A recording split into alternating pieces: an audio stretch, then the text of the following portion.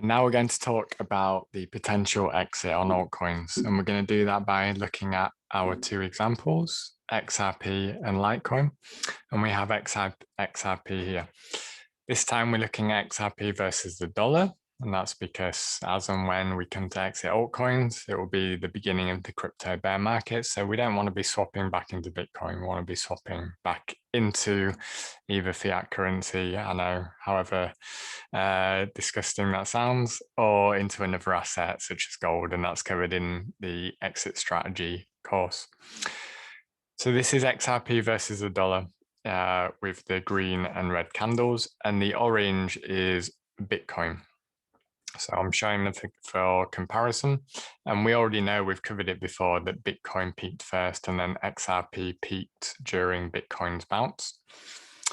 So what can we take from this in terms of exiting XRP? Well, we certainly wanted to XRP over here, preferably, and not over here, because for XRP, that would have been down here. That would have been a big difference of, let's say, a couple of 100%, 250% in returns. So preferably we want to be exiting near the peak. And we know that is a hard thing to do. We know that's hard to do with Bitcoin. That's why we did the exit strategy series. Now, if you remember back to the exit strategy series, what we have is a landing zone. And that landing zone looks something like this. Not exactly, but it's this area over here, like that. That's our Bitcoin landing zone. We've already covered our strategy for selling in 8 equal proportions during that 1 month period of time. So as we add XRP into this mix, you can quite clearly see that it would have been beneficial, very beneficial, to exit XRP in the second half of the landing zone. I'm going to come back to that. Firstly, we want to do the same on Litecoin and see how that looks, because we do know that Litecoin peaked earlier. So this is Litecoin and Bitcoin on the same chart.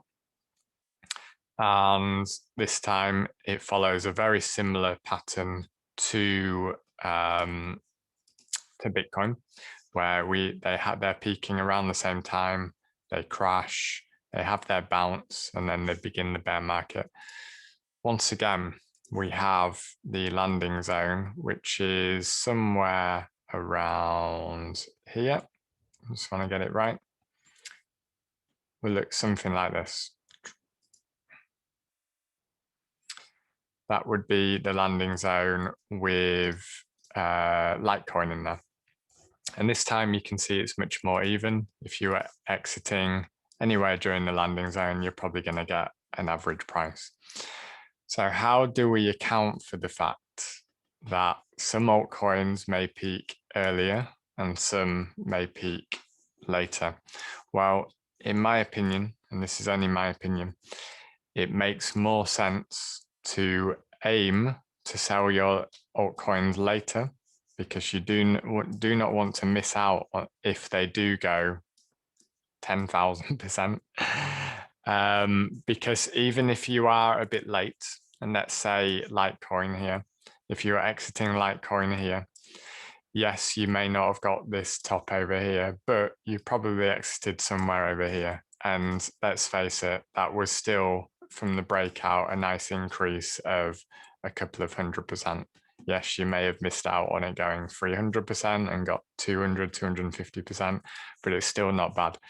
If you are gambling on altcoins, then you want to get as much of that profit as possible, because that's the whole point in taking a risk on altcoins. Let's go and apply that to our exit strategy on Bitcoin. Here is our exit strategy on Bitcoin. We've talked about scenario A or B, which is what most will be following. Most will be following A, which is to exit in 8 equal proportions, let's say every Monday and Thursday at 9 AM when we're in the 1 month landing zone.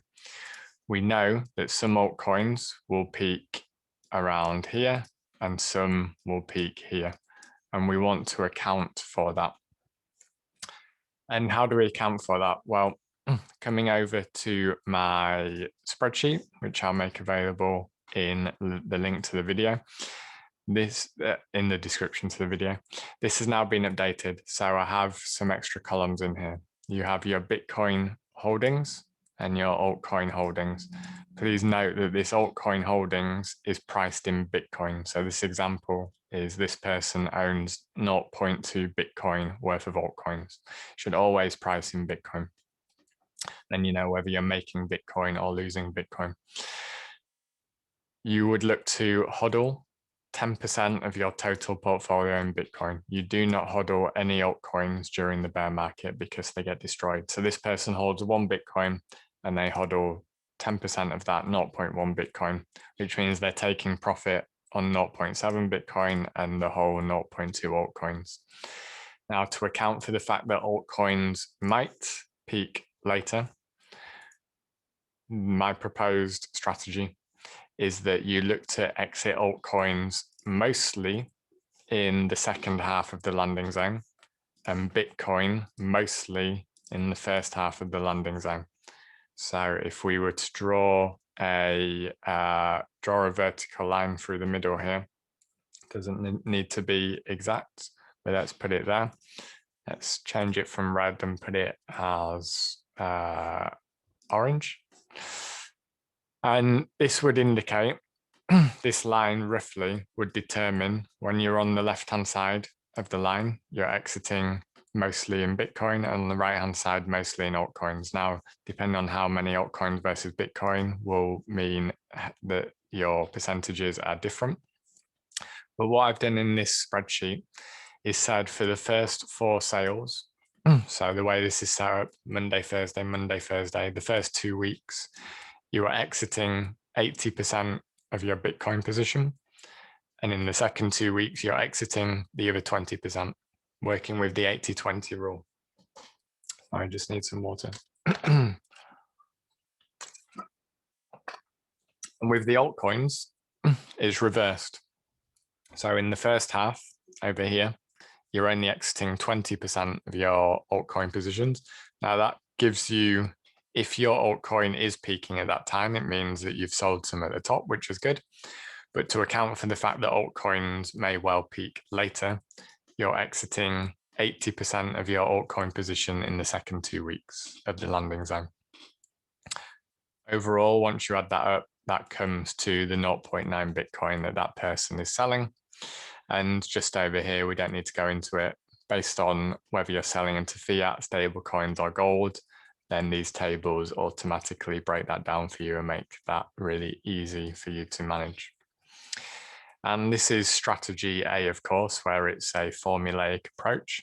If you're going with strategy B, where you are looking to sell on strength, sell on the big green candles, then this still applies. You just need to update what day and time that you are doing them on. In fact, I'll turn that to yellow.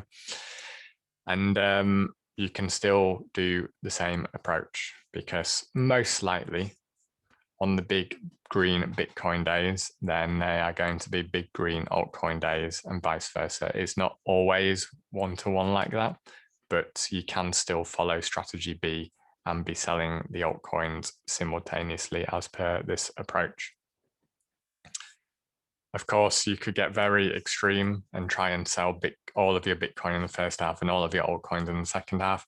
But I don't find that that sort of approach is ever the best. It is very stressful and certainly opening up the possibility of more mistakes, and certainly opening up the possibility of not enjoying the ride as much. Bear in mind that this is going to be happening 24/7 over the course of a month, and you're going to need to sleep and go to the gym and eat.